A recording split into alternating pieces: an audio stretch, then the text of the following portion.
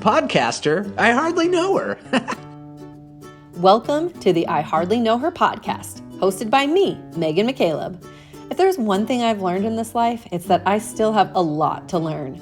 This podcast is your invitation to expand your understanding on all sorts of topics and shake things up a little bit.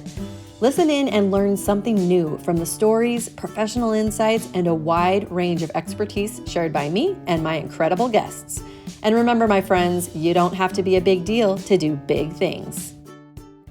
Hello, my friends. Welcome back to the I Hardly Know Her podcast, brought to you by Improv Team Culture.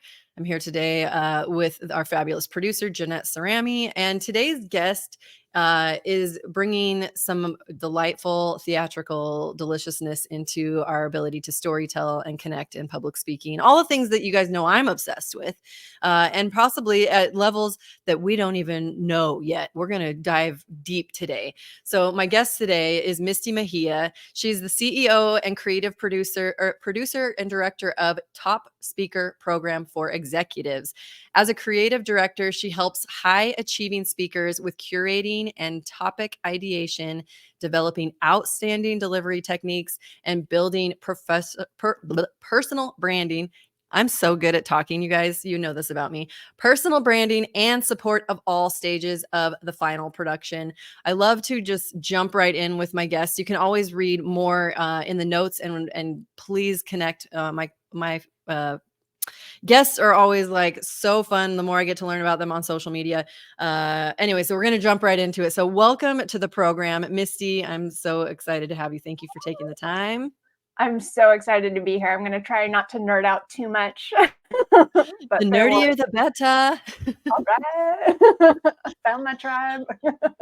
Before we started recording, you mentioned about just even last night you were talking about or teaching about nonverbal communication stuff. Yeah. I almost feel like that's kind of where I want to start, because I don't think people think about it a lot until they need to think about it and how much we're communicating with not the words we're saying. So I don't know. I feel like we just need to jump right into the deep end here, because it's so important. And a lot of people are listening. We only recently started adding video to people that get to just see us in real time. But what are some of your favorite things in that space? What are some things that people can bring to their awareness in like the nonverbal parts of the communication that we have going on? The nonverbal part of communication is key. If we think about when we're really young, like we don't have the high verbal skills. It's just nature for us to take in all of the visual cues to understand what's happening. And so it's the same when you're presenting on stage. People only gather a certain percentage of what you actually say, but they're taking in all of the cues in your tone and your body language on whether they trust you, whether they believe anything that you're saying. If it's not in alignment, it's dead in the water. So last night when we were playing with a group of women and just talking through nonverbal, I had them just practicing, I hate this. And they had to do it with like really strong emphasis in body language. And one of the women, she was just like, I hate this. And it was just like, ooh. And it was such a good lesson for the women of, do you see how her communication with her body language is not communicating that she hates it?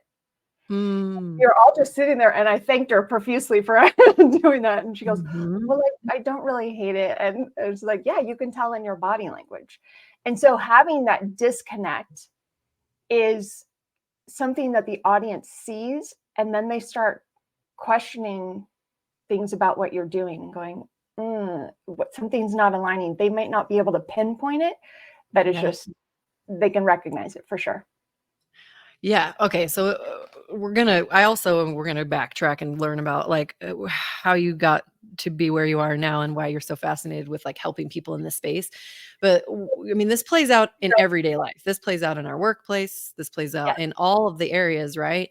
What are the ways we can be empowered by this information to be more in control of being authentic, being accurate, being honest with the way that our bodies and sounds are lining up with what we're really feeling? Yeah, I think it also starts with your confidence as well. when we are not feeling confident in a space, our body naturally plays smaller because we are trying to protect ourselves. It's something that is ingrained in us from prehistoric days, I'm sure, of like wanting to not be the prey. Of like, okay, let me just pull all my limbs in. And so when we're not feeling confident in a space, but we need to feel confident, that's when we actually should take up more space, because it helps trigger our mind into, oh, I'm safe. And then we can start from there, because we have to be playing big, depending on the size of stage. You know, if you're playing in a much larger space, then your body language has to be much larger. And if you're in a smaller space, like the Zoom world or live stream world, you're going to play smaller. But just having your body first know that it's safe, and then understanding what you want to communicate, and then matching that. The hard thing, I think, for some people is that they feel that they have to all of a sudden, when they're learning body language, do something for every sentence. And either compete with yourself, or you can help emphasize what you're saying. And the key is, it's better to have really minimal body language than to have so much body language that it becomes distracting for an audience. And so it's just kind of making those decisions as you're presenting of, ooh, what is the most important piece that I want them to take away? And is that something that needs to be emphasized physically, or can I just depend on my voice to deliver it? And so it's just it's kind of going through your speech and making those decisions of, how do I want to really play this up to make sure the point is just driven home? Yeah. Oh, totally. I dig it. I think about how this plays out just in even just the way that we communicate. If we want to be like compelling in a way that we communicate just in like a personal conversation, and yet we may not always have that confidence. Like there's a lot of folks that I think we haven't really felt like we have the permission, or we've had that safe space to even know how it's like, quote unquote, okay to emote or to show up, and to have the wherewithal to eventually like elevate it and really be in control of that. Yeah. Megan, for you, as a question, when you feel that what you just said was very interesting, of understanding whether you're in a safe space to for somebody to receive what you're going through. What is your premise on that, of like, hey, I have to wait for acceptance before I can fully be 100% me? Just out of curiosity. Ooh, this sounds like a conversation that I've had with my therapist. Feel free to lay down. Yeah, no, exactly, right? Because I have, for a long time, really understood that I'm seeking outside, like acceptance, acknowledgement, like looking for those cues externally. I've looked for that like since a very young age, although I didn't realize it till I was older. Because when I don't feel safe, I know that I over exaggerate stuff, and I'm very over the top, and I try to make it very self-deprecating, like we were doing before we started recording. I have some patterns that I know are true to who I am. But it's different when I'm feeling confident, and when I have processed through a certain challenging point or whatever, versus when I'm feeling a little bit disconnected from myself, because I don't, it's either a new person in my space or a new experience, and I can see where some of those things come up. And it is interesting how different it can manifest in the way my body moves, the way my face moves, like all of it, the over explanation and justification that my mouth says. It's a very interesting space, truly. Yeah. And I think that's the same for most people, right? It's that consistent search of approval, especially those of us who have had lots of trauma in our life. And so taking that observation about yourself is key to communicating physically as well, is understanding what your cues are for yourself to go, ooh, I'm really nervous right now.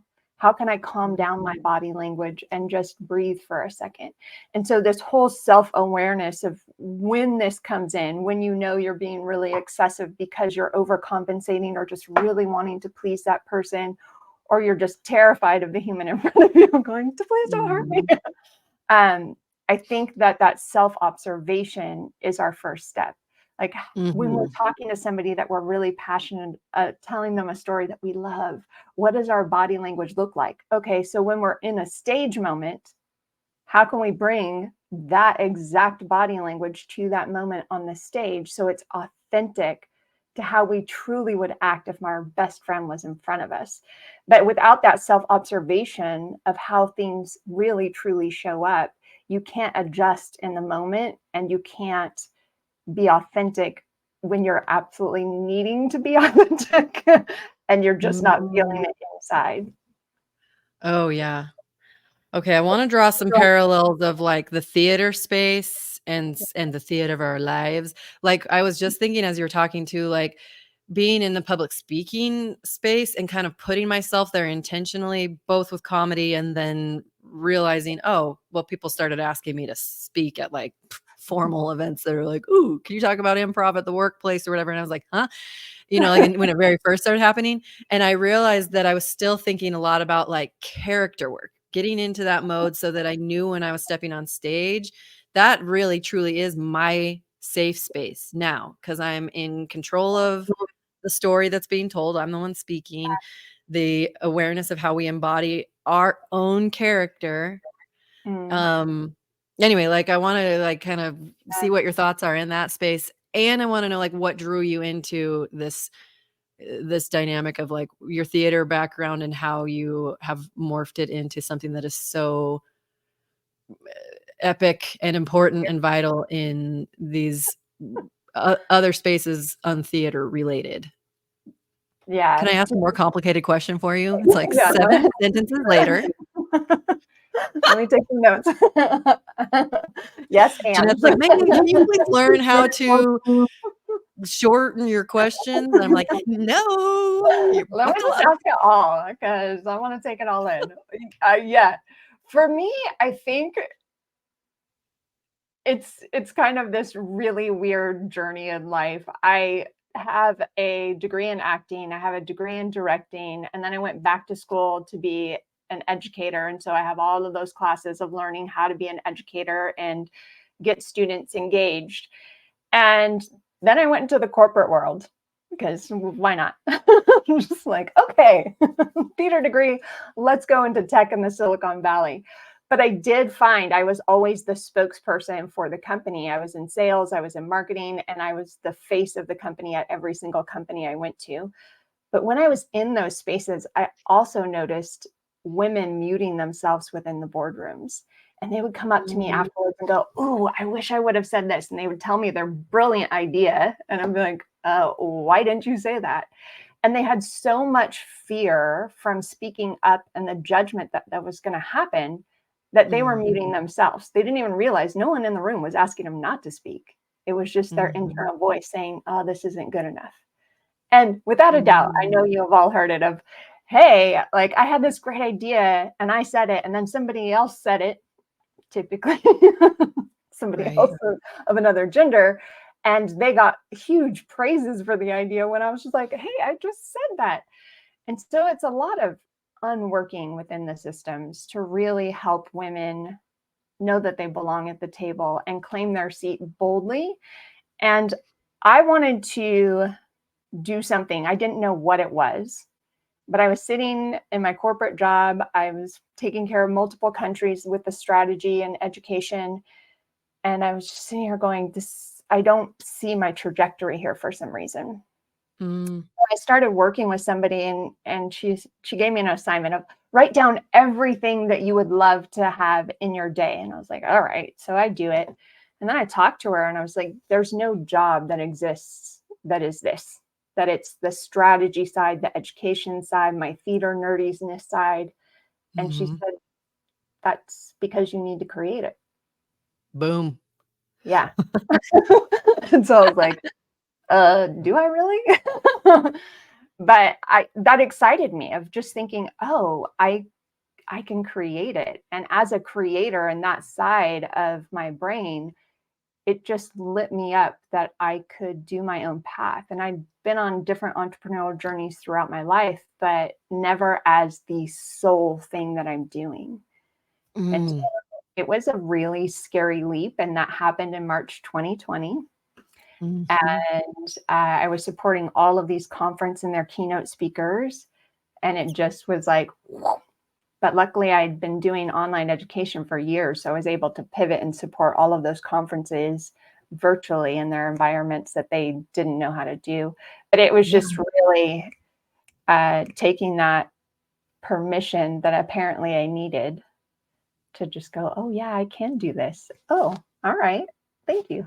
I will. That's so awesome. I think it's interesting to hear you're saying it, and I've definitely been around theater people. I was in like a few theater productions, but not like a theater. I wasn't like the theater guys that I worked at Dairy Queen with. But it's so interesting, the dynamic here, and I want to call attention to it for the listeners out there too, of like the labels that we give things, like the nerdiness of theater space. I want you to articulate what you mean by that, because I want people to hear that actually what is like that nerdiness and the kind of like the, because I'm definitely like in that creative performance space. I just don't like memorizing lines. I guess that's my differentiator.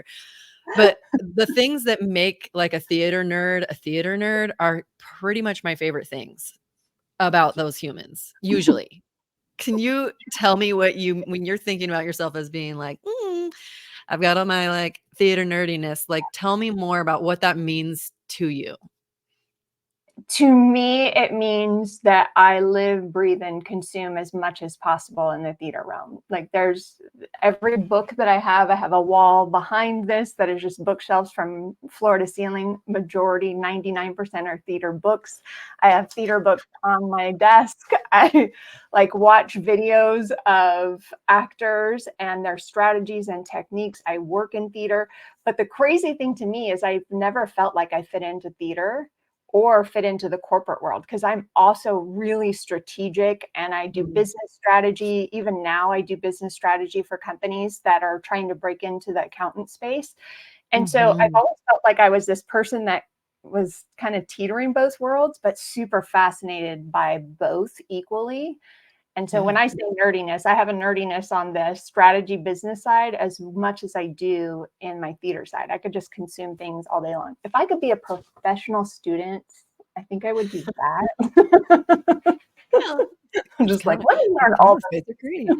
I love it. Okay. Yeah. Thank you for clarifying that, because I feel like a lot of people can probably resonate with that passion for something, whatever it happens to be. And what I really am drawn to in like performance space specifically, especially when we're talking about like people needing to share their stories, needing to make sure I slow down on that. People need to share their stories.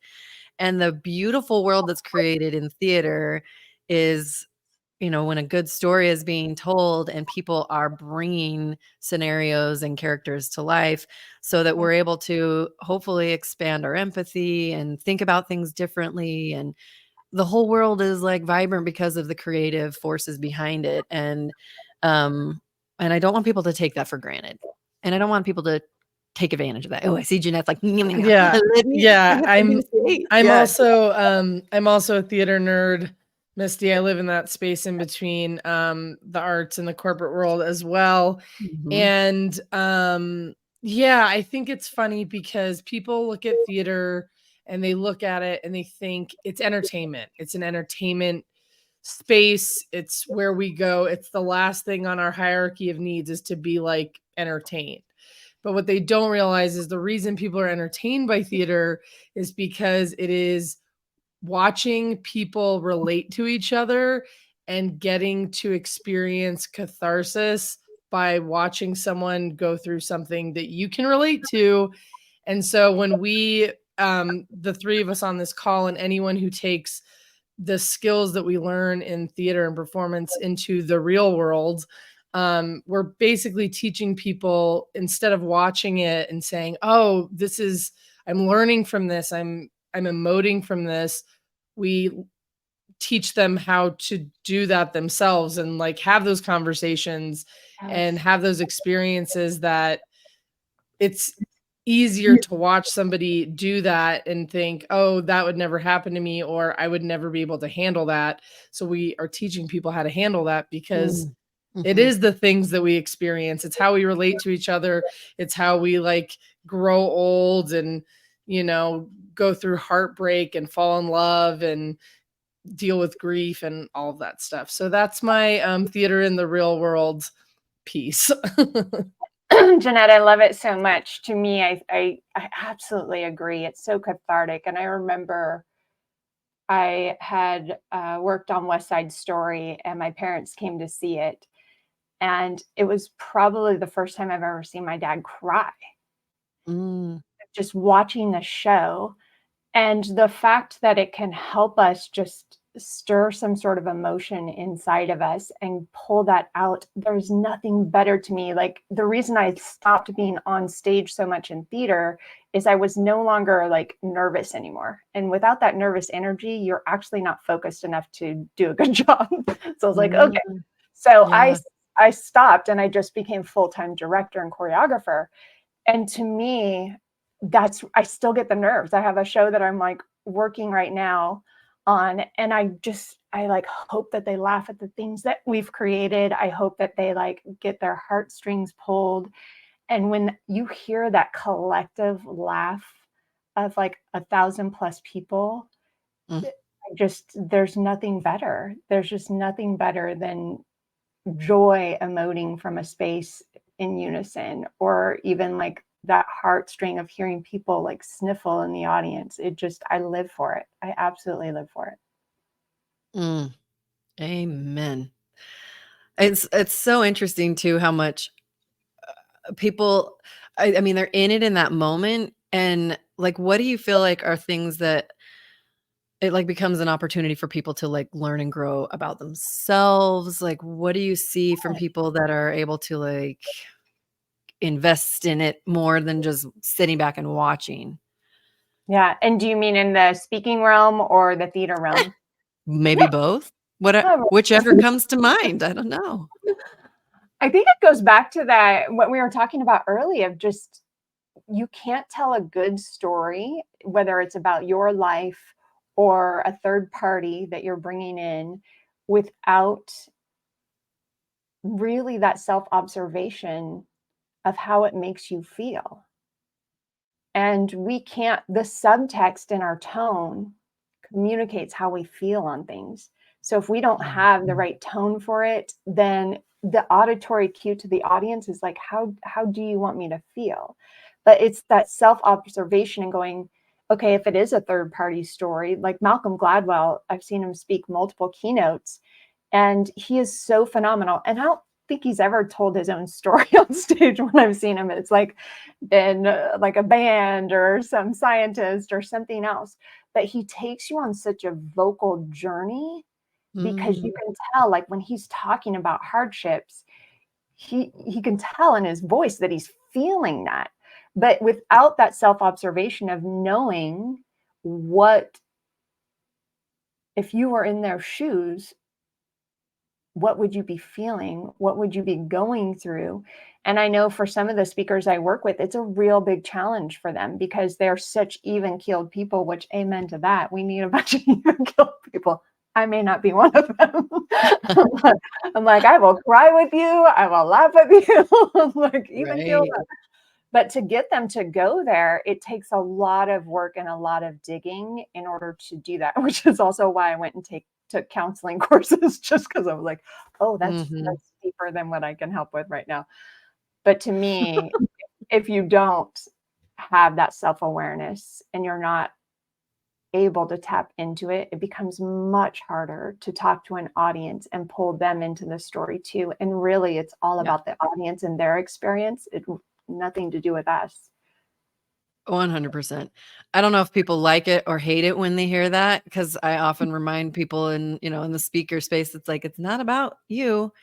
Like, you need to be a great speaker, and it is about the audience. So don't forget that it's only about them and it must resonate with them. What do you find a lot of people are resistant about wanting to share their stories, or like having the brave, there's a lot of bravery, I think, in coming to like a willingness of sharing a story, especially if it's vulnerable. And also some people that like don't think that their story is worth sharing, like it's not good enough. Yeah. I don't know if I have a resistance or bravery. I was joking with my editor. We're working on my book, and I said, I just get such amazing humans that come my way. And she goes, well, to be fair, it's what you put on social media. Like, you're not going to get a bunch of grouchy humans after they see what you put out there in social. I'm like, okay, fair enough. But I'm very lucky that I get a lot of people that are willing to tell me their stories and be vulnerable. It's, for me, sometimes, because I am that person that just feels with them, it's like, okay, Misty, you can't cry more than they do. I'm just like, like, I just want to hug people with some of the stories that are shared in the space. Right. But I will say that I have a lot of people that know in their heart that they want to make a bigger impact than what they are making, but they don't know what to be sharing. And so I really do feel like I'm somebody that just asks and asks and asks and digs and digs and digs. And then there's a moment that always happens for me that I get full goosebumps and I go, oh, this is what they should be talking about. Like Oh this. yeah. And so then we start digging in a little bit more. And then I see them have the aha of like, this is what I should be sharing. And I'm like, yay. Yeah. And so it's just this yumminess of just, let me keep digging. Like, that's the first idea is usually not the greatest one, because it's like, oh, that's common knowledge. So let's keep curating until you find the gold. Yeah. And I really love that. And for the listeners out there, like, especially people, if you're doing, you work in a job that you love, or you've created a job that you love, because a lot of people, at least in my space, are kind of the entrepreneurial type.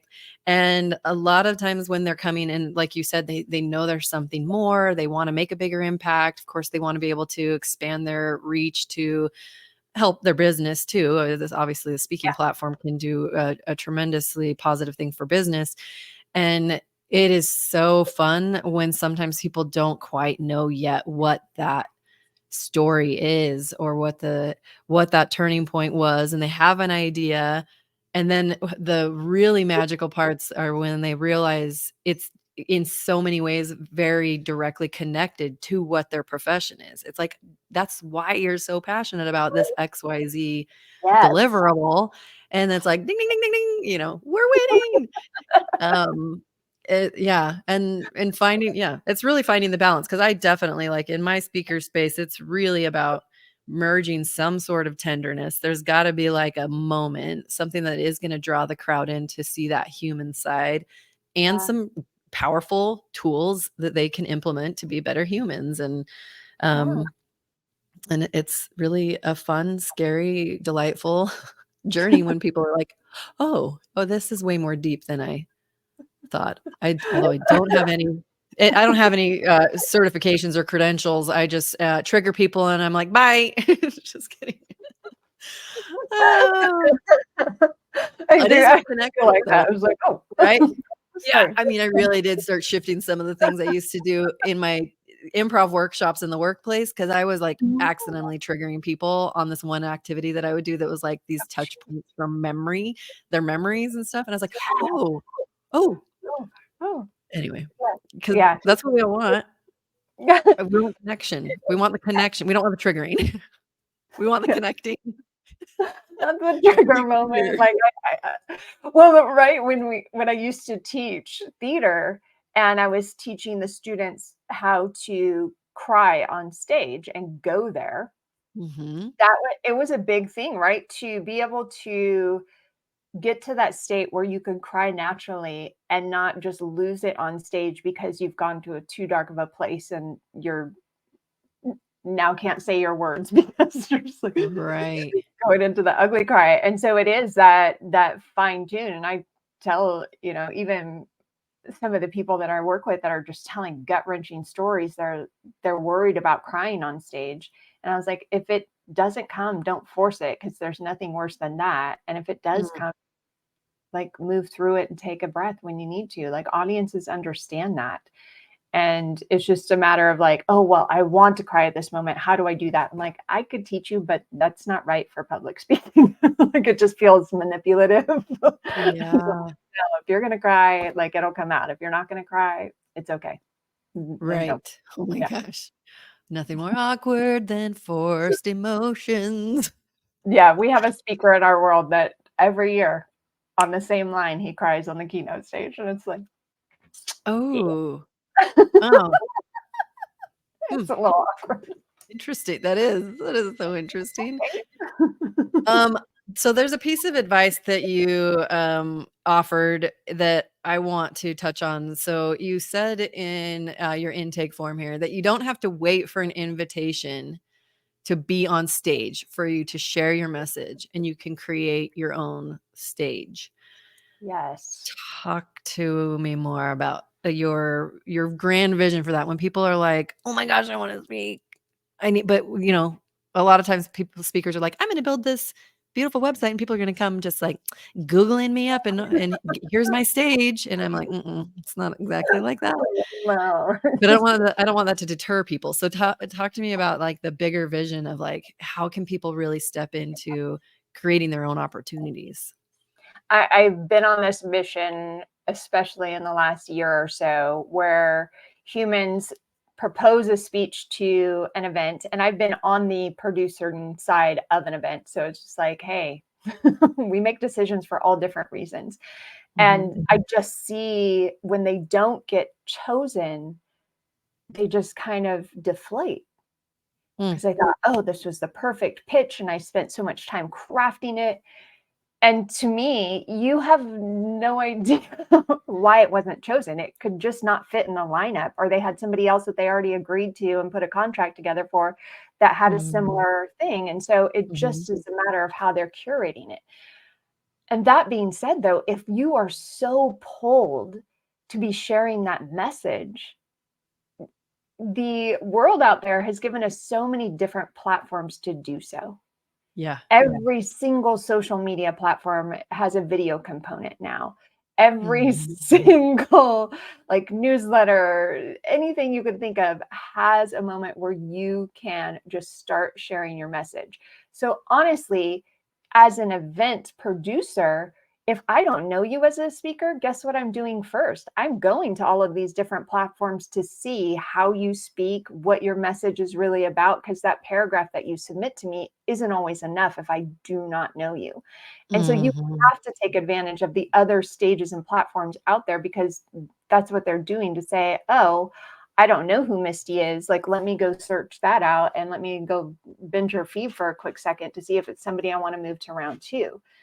You have to take advantage and just share that message, especially if it's something that you're like, this needs to be out in the world. Then yeah, don't wait for a yes on a keynote stage or a breakout session to share it. Go, okay. Like musicians don't, like if they don't get a producer to produce their songs, it's not that they stop writing music. It's just like, I'm not gonna write anymore. Yeah, and there's so much value in the practice, the reps. Like by the time my students will get to like the 12th week of our cohort type of vibes, it's like these reminders of you got to keep flexing your storytelling muscles, and like maybe you pull one little blurb out of your speech or whatever, and then you practice just that one on like a live stream or a reel or whatever. And like I love hearing it from your perspective of seeing it as the producer, and obviously you do like the coaching and do a lot of different elements, and all those moving parts, but it's a long game, and we do have all of these resources that we're a click away from global connection. And for people to just be able to jump on and check out a video and see how you're sharing. And I, for one, I'm like, I remember when Facebook Live first was coming out, and I was like, ooh, this is interesting. This seems like a dangerous tool to give me. I was going through my divorce at the time, and I was like live streaming definitely incoherently, not work related stuff. And yet it got me really comfortable with just the human connection, sharing stories, doing it from like what I still had the intention of like uplifting, and connecting when I was in a season of really needing connection, and I didn't always have like friends and family to hang out with. So I would just like get on social media. And the practice though, for like as the following, I don't even have a giant following now. And yet the relationship depth is there for people to see the vulnerability and how those things kind of build our little resume. And I feel way more comfortable, of course, now on video because I just put in a lot of reps too. So Yeah. just make your platform, people. It's there for the taking. Exactly. And you never know. I say to my women a lot that you are probably the person that somebody else needs to see in order to know that they belong in the space as well. And so just making sure that it's like, hey, you're not helping somebody 10 steps behind you. You're helping somebody that may be 3 or 4 steps behind and just giving them a hand up. And so if we stop making it about ourselves, like we talked about earlier, of like, it's all about me. It's all about the human and the impact that you want to create in the space. What do you need to help others achieve? How can you shorten their path to success?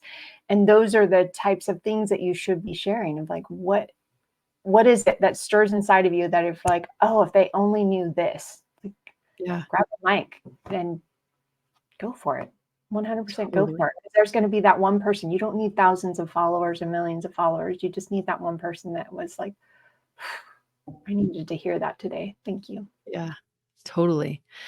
How can people connect with you? What kind of goodies you have going on? I know you have like some different free resources to help people get started. Like, do you have some things that are available? Like, what are some good first steps if people are hearing all about Misty for the first time and they're like, I need more of her energy in my life. What are some ways? Yeah. How do we invite people into your world, Misty? Yeah, I'm on all the social media platforms, either at Theater of Public Speaking or Misty Megia. My website is at Misty Megia. We have tons of resources that are free. I give a lot away. We even have free education out there. I just am such a believer of give. And so, yeah, if they have a need for figuring out like a quick outline, I know for me, I have an accelerated outline that is like a 15-minute outline that I had to develop in order to do press junkets. And so there's a lot of different free resources on my website to just come and consume and join the party. Feel free to follow me on social. I'm very engaged. I just love on humans a lot. So be prepared that if you jump on there, like it's a lot of love and silliness. We try not to take ourselves too serious over here. Oh man. Yeah. That's a must. If you're taking yourselves too seriously, folks, hit either of us up personally, and we will help you giggle your way out of your seriousness. Right. They're probably not listening if they're a serious crowd. That's true.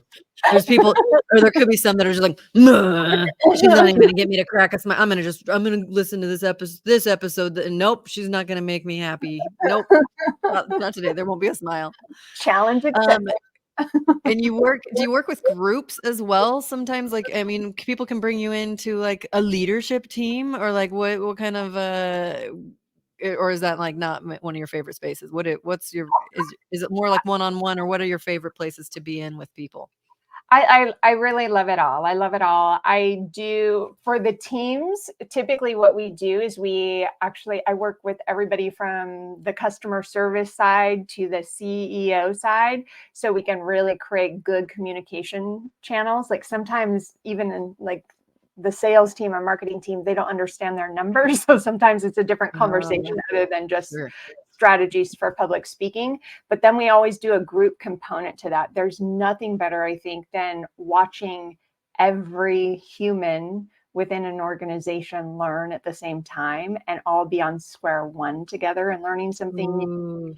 It just creates such equality in a space. And if the leaders, which I usually talk to them beforehand, like they have to lead the way in being vulnerable and going there in order for the rest of the team to go, oh, this is okay to just be wild and crazy and have fun. I truly see the biggest transformation though in one-on-ones because of the safe space of it just being them, that they can talk through some of the pieces that are holding them back from their success or from their story or from just being 100% themselves. And to me, having that really safe space for people to just go there and then work through it, seeing that transformation for me is addicting. It is so addicting to watch the body language from just being curled up and not being able to make eye contact with me. I had one woman that was like this the whole time. Yeah. For the first 2 meetings. And now seeing her just run the engineering department like it ain't no thing. I can't get enough. Oh my gosh, I love it. My friends, if you are listening and you are feeling a pull, this is your call to do something about it. I'm going to just end on a jingle. Misty, thank you so much for taking the time to bring your enthusiasm and your expertise into this space. I really appreciate you bringing so much magic and dropping the delicious bombs of deliciousness. I just sound like a crazy person. Such a pleasure to meet you. It is such a pleasure to meet you too. I just am obsessed and I love what you're doing out in the world and what you're putting together. It's just incredible. So thank you for creating the space and a platform. Awesome. Well, thank you. Back at you. And thank you, everyone, for listening to another episode of the I Hardly Know Her podcast. Of course, you can check the notes to find all of the goodies to connect with Misty. Seriously, I joke about it, but if and when you are feeling that pull to share stories or to elevate your ability to be a really good leader, not only like a title in the workplace, but truly a leader in your life, in your home, as an individual, as you forge ahead and become the person that you really want to be in this one chance at life, check things out. Look at the options. I'm such a huge fan of having coaching and different people in your corners. And I really like to bring people who are in the same vein, because maybe I'm not the right fit. Maybe Misty's going to be the right fit, or maybe you're going to just search around a little bit. But if you're looking for those tools that will help you to be the best character in your performance of your life, then reach out. Check out the notes for all the ways to connect with Misty. And you can, of course, find Jeanette and myself at improvteamculture.com. And we have a really exciting event coming up in Boise, Idaho, November 15th.